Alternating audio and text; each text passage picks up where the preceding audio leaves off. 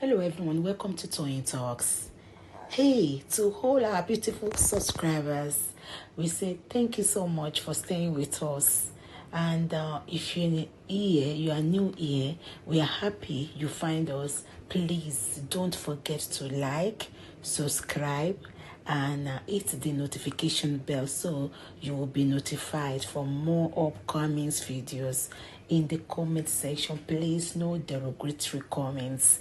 Thank you all for watching. Till I will see you in my next video. Stay safe, stay blessed. I love you all. Bye. Sniper tó wà ńbẹ̀. Sniper tó wà nítòsí ẹ̀. Kúkú mú jíìkì. Gbé sínú fridge kó tutù dáadáa kó kúkú mú.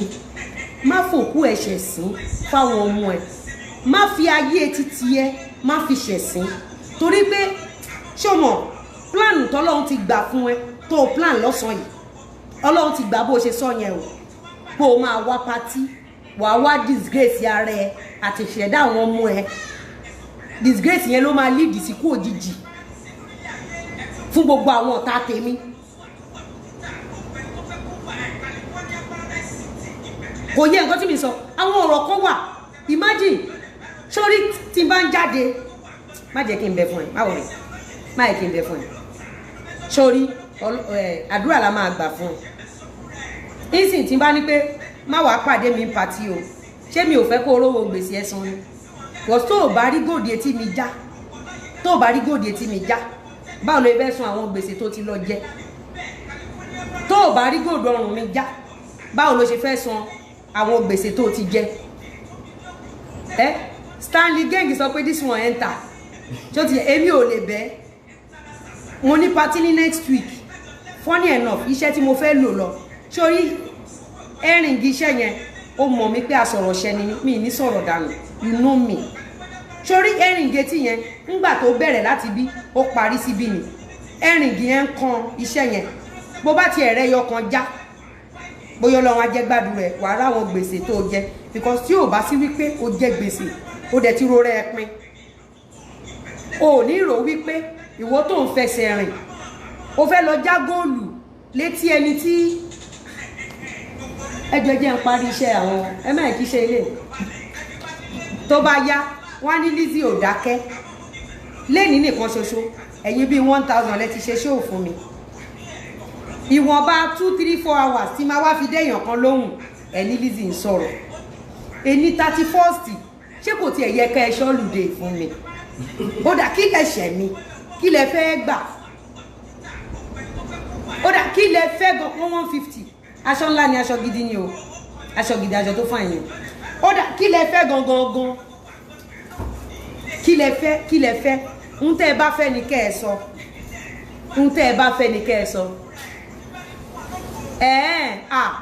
àtìgbà tí mo ti since you mention next year party máa post address party yẹn máa post address party kẹ́ ẹ lè tètè wá pàdé mi ńbẹ̀ okú mọ̀ mi ìlọ́lọ́pàá mi ìmọ̀ọ̀yàn bíbélì mi mo gbójúlé ọmọ mi fọmọ jẹ́jẹ́ ni mí àbí ngbà tẹ́ pàdé mi nínú Ìdúmọ̀tà ṣé mo rí nǹkan kan ṣe fún yín mo gba kámú náà ni mo lọ lé mi mo lọ sùn mi àbí ṣé mo ṣe nǹkan kan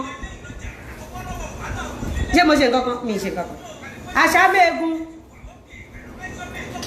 ẹja gbádùn Àṣàmẹ́ẹ̀gún iṣẹ́ wo l'Àṣàmẹ́ẹ̀gún sọ pé òun fẹ́ ṣe iṣẹ́ wo nìyẹn ó mà tiẹ̀ tún ní confidence ó ní yes Bísí ìwọ ò ṣe ṣiṣẹ́ ń báǹkì ó ti lò 20 years ní UK bàbá ọmọ ẹ wà ní death row nínú prison lẹ́kọ̀ọ́ ó dẹ̀ lè jáde ní 2024 Bísí ó ní yes I'm a banker yes I'm a lawyer ó ní yes ẹ̀yin lẹ́ ń ṣiṣẹ́ yẹn irú iṣẹ́ wo ló ń ṣe jàre ọmọ rẹ bíi custard ṣáwá gbọ́dọ̀ bínú èní lọ́dún kọ̀la ẹbọ ní boss lady ìyá mi ọdún ayọ̀ gbogbo ní ẹjọ́ ìmí lálẹ́ yìí ó dáa kí la fẹ́ ṣe ẹ bá ń bèrè pé kí lẹ ṣe ẹ bá ń bèrè pé kí ni mo ṣe so ti Ìdúmọ̀tà yẹn ìyẹn ò tó ti Tom Jones ìyẹn ò tó ẹ̀ẹ́dẹ̀ lè lé mi ń patí gbogbo àwọn èèyàn gidi tó ti bá mi ṣe patí àfi kémi náà bá wọn ṣe I just watch Mrs. Benson very interesting. I mean, wá yín tí wọ́n ti fẹ́ yọ o ẹ tètè lọ wo o wọ́n ti fẹ́ yọ o wọ́n ti fẹ́ yọ Mrs. Benson o òun rèé ẹ máa gbọ́ nǹkan tó ń ṣe o ẹ máa gbọ́. Yes, àwa là ń ṣiṣẹ́. Yes, àwa là ń ṣiṣẹ́. Yes, àwa là ń ṣiṣẹ́. Àwa là ń ṣiṣẹ́. Fídíò yẹn máa kúrò lórí YouTube yẹn. Tí ìṣiṣẹ́ yẹn tí mo fẹ́ dáadáa. Ṣé pé ilẹ̀ ń yọ fíìmù gbogbo àwọn ní tíátà ní YouTube? Wonderful. Adótòṣì. Adótòṣì. Ṣé o ti mọ nǹkan tó fẹ́ ṣe ní December ló ṣe gbé fíìmù tiẹ̀ ó ti ẹ̀rọ owó ya fíìmù tán ó ti mọ̀ pé ó ti ìrówó ya tiẹ̀ tán wọ́n láwọn yọ fíìmù wọ́n láwọn máa ń yọ fíìmù ní YouTube gbogbo fíìmù oní tíátà tó bá yọ ní YouTube wọ́n láwọn làwọn ń yọ wọ́n ní àwọn fẹ́ lọ yọ Mrs. Benson ẹ máa gbọ́. bí èyí mo fẹ́ kí fídíò yẹn kúrò lórí YouTube yẹn nǹkan tí mo fẹ́ nìyẹn fẹ́ kó kúrò lórí YouTube mo ti dé gbogbo. tó bá wá jẹ́ pé sinimá láti pàdé yín kọ́ ẹni kan yọ gbogbo sí àhọ́ọ̀lù nìyẹn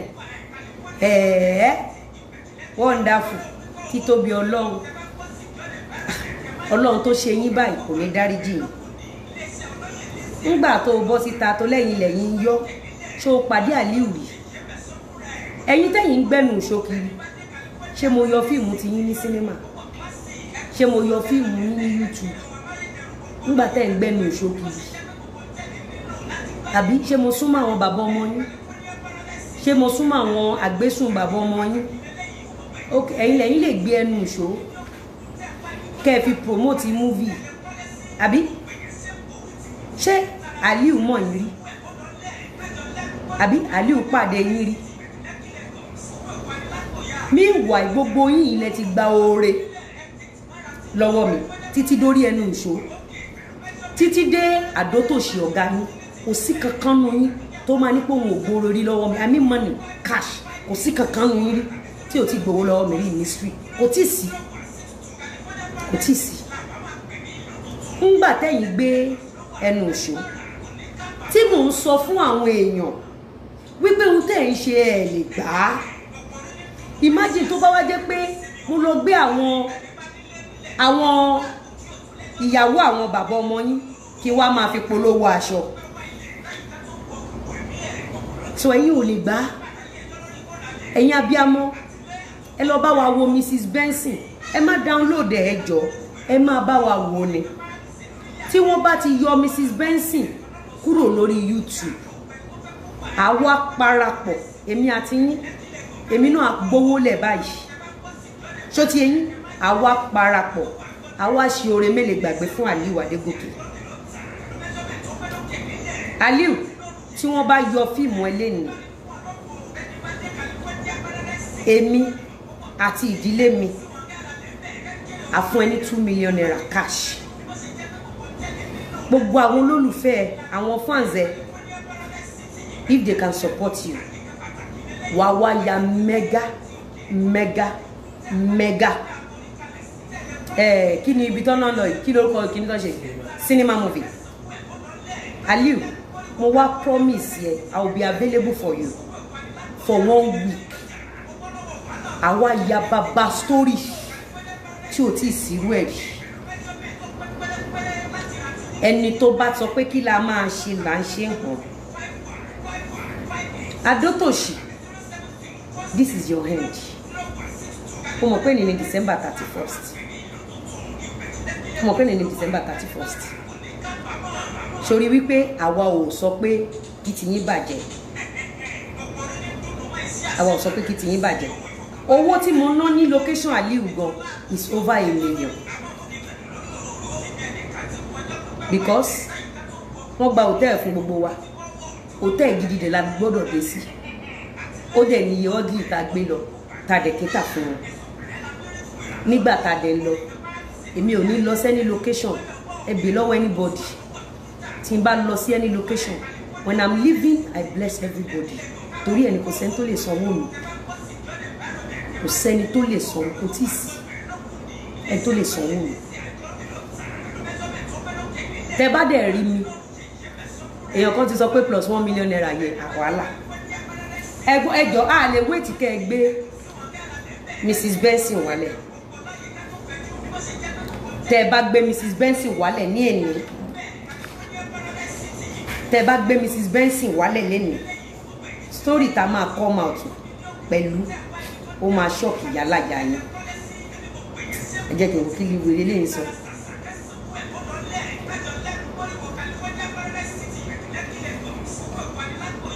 ẹ̀rọ lórí burúkú Pulse and Ponder tẹ́ bá ti rí Pulse and Ponder tó jáde báyìí tẹ́ bá ti rí Pulse and Ponder tó jáde báyìí ó wá lu jìbìtì ó wá lu ṣẹ́rí gbogbo ẹ̀ tẹ́ ń kọ́mẹ́ǹtì sọ́dọ̀ ẹ̀ ọ̀dọ̀ yín ló ti máa yáwó àyà àsan tó bá ti ya tún ti ní bóyá máa bá ti yín jẹ́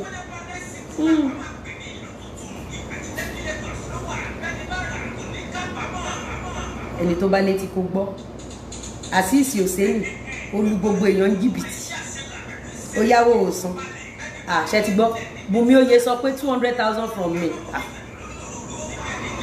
eléyìí lè o eléyìí lè o eléyìí lè o àdótòṣì tí wọ́n bá ti bí ìpọ̀rí ìyálàyà ẹ̀dá bàbá ńlá kú bàbá ẹ̀ ẹgbẹ́ wálẹ̀ ẹgbẹ́ fíìmù àlè wálẹ̀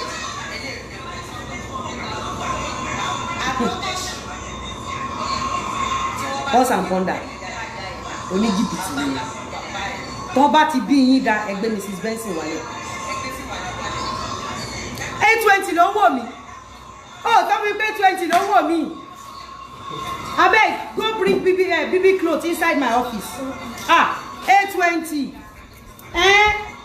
go bring ẹ lọ gbé BB ẹ lọ gbá àwọn aṣọ ńlá wá ẹ lọ gbá àwọn aṣọ ńlá wá.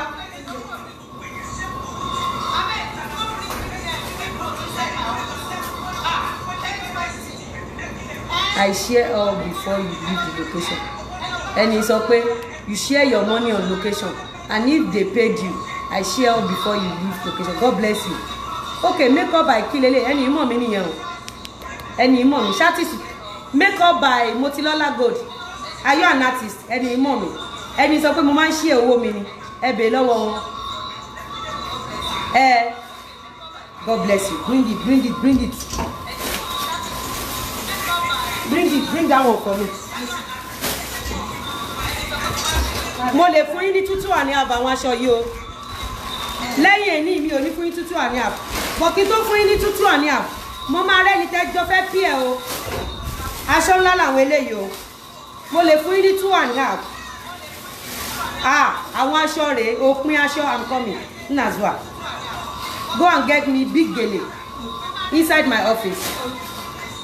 Ẹ ti rí, ẹ wò. Máa ṣe tútù àní àfún yín. But tí bá máa ṣe 2 and a half, ẹ gbọ́dọ̀ pé méjì. So, tẹ́ bá fẹ́ 2 and a half. Ó ti tó bẹ́ẹ̀ náà, ó ti tó bẹ́ẹ̀. Tẹ́ bá fẹ́ 2 and a half. Tẹ́ bá fẹ́ 2 and a half. Ẹ tètè sọ fún àríkẹ́nsìn pé ẹ fẹ́ 2 and a half. So, ó máa pín ní ẹ mọ̀ ní aṣọ ìkẹ́ sọ pé aṣọ lè wọ́n o. Aṣọ lè yóò ṣe aṣọ kékeré o. Aṣọ ńláńlá ni o. Come on. Oh, ba wo no ba ni. Na ba wo no ba ni ga. This color ga, wo no color.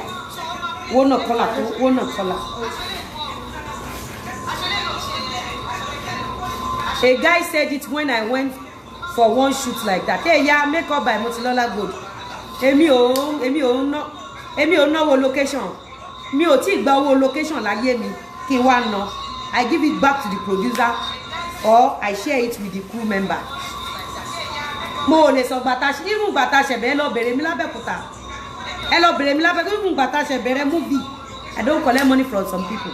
And if some people insist in paying me, once they pay me, I'll give it to the crew.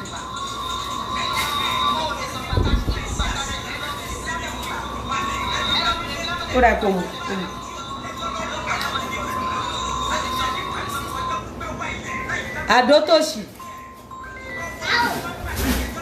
Adotoshi. Mama, sorry. Sorry. Sorry. Yes, baby.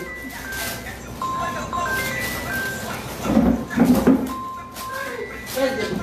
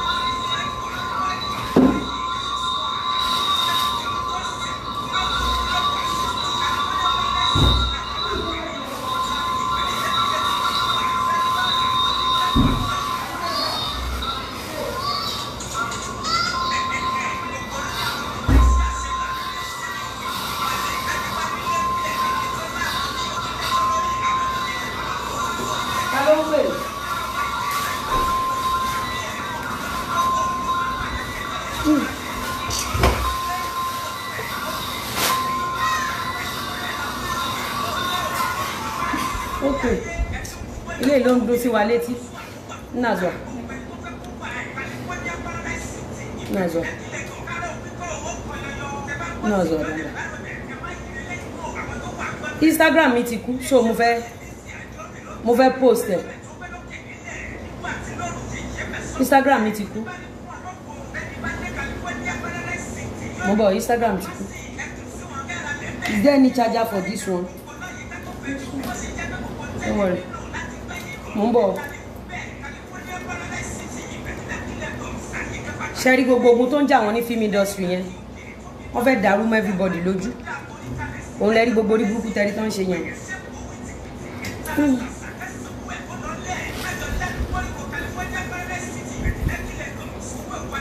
Màá ṣe 2.5 fún yín. Who is that? Huh? Okay. No problem. Okay, well done, eh? Gallant.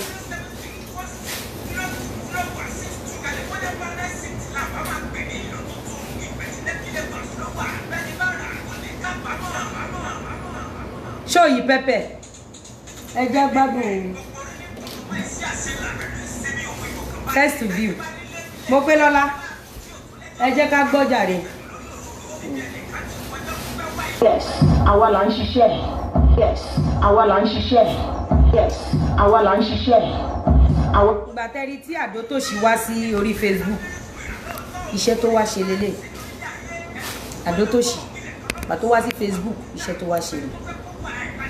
Òun ló fi jẹ́ pé kò lè ṣe business kó jèrè. Àdótòṣì kò lè ṣe business kó jèrè láíláí.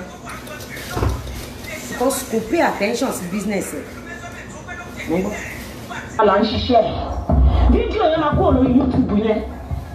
Tí ìṣiṣẹ́ yẹn tí mo fẹ́ dáadáa kò tí yẹn. Mo fẹ́ kí fídíò yẹn kúrò lórí YouTube yẹn nǹkan tí mo fẹ́ nìyẹn. Fẹ́ kó kúrò lórí YouTube. Mo ti dé. Gbogbo instrument ti dé. Fídíò yẹn máa kú. Ìyẹn instrument tí Àdótòṣì saying rubbish about Lizzy are jealous of her. Ṣáàdì àwọn ní instrument tó fi ń yọ fíìmù gbogbo èèyàn ní tíátà. Àdótòṣì náà ń ṣiṣẹ́ fún o. Orí YouTube. Ẹja gbọ́ eléyìí. Ẹja gbọ́ eléyìí. If you are hearing this voice note, let me know. If you are not hearing it, let me know because it's a speaker one. O ṣe ní má gbé speaker. Can you hear the voice note? Mo fẹ́ mọ̀. Ẹja gbọ́. Ṣé ẹ gbọ́ voice note yẹn? Ẹ ń gbọ́. À ń gbọ́. Was it clear? Ẹ jẹ́ ń gbọ́. Ẹ bá mi type. Ó clear also. Ṣé ẹ gbọ́ báyìí? Wọ́n ti báyé gbogbo àwọn oní tíátà yẹn jẹ́. Ṣé rí gbogbo òṣì tó ń ṣe yìí is to distract us from aburú tó ń ṣe fáwọn oní tíátà. Kò kàn mí o, èmi ò kú ṣe fíìmù. Ṣé mọ̀ pé gbogbo wọn kẹ̀dẹ̀ ní ojú kan náà wà. Ṣé mọ̀ pé wọ́n ti cancel àwa. Ó ti yé yín. aṣọ lè ní ń tà èmi kàn sọ fún gbogbo nǹkan t'Aṣàmẹ́gun ń ṣe strategy láti lè fìyà jẹ àwọn onítíátà kan ti yọ fíìmù wọn Adótòṣì ni wọ́n ṣiṣẹ́ fún ẹ rí i pé òun nìkan ló wà conversant pẹ̀lú gbogbo àwọn ẹ́sà bọ́ọ̀dù gbogbo orí burúkú tó ń ṣe yẹn ẹ ti yẹn gbogbo ìtẹ́rí táwọn Aṣàmẹ́gun ṣe wọ́n ń dá ìbá àti wà ó ti yẹn kí ìyá lè bá jẹ àwọn ti gbígbé ọdún tuntun làwọn ọ̀lọ́ èmi àti poverty àní ṣọ̀rẹ́ mọ́ láyé èmi àti poverty àní ṣọ̀rẹ́ mọ́ láyé ọ̀tá tí mo mọ̀ dájúdájú pé ó ń ba ayé ara ẹ̀ jẹ́ láì ṣe tèmi ogun ọ̀run ò ní jẹ́ kí n bá làjà láyé ẹ bá wo géèmù tí Adótòṣì gbá ẹ rí i pé Adótòṣì kò lè pa mọ́ra ó ní láti follow Aliyu that is how desperate she is.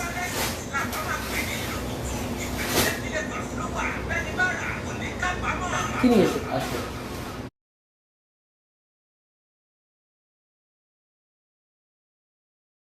aṣọ 150 lélẹ̀ wọ́n fi lè mú Adótòṣì tó lọ follow Aliyu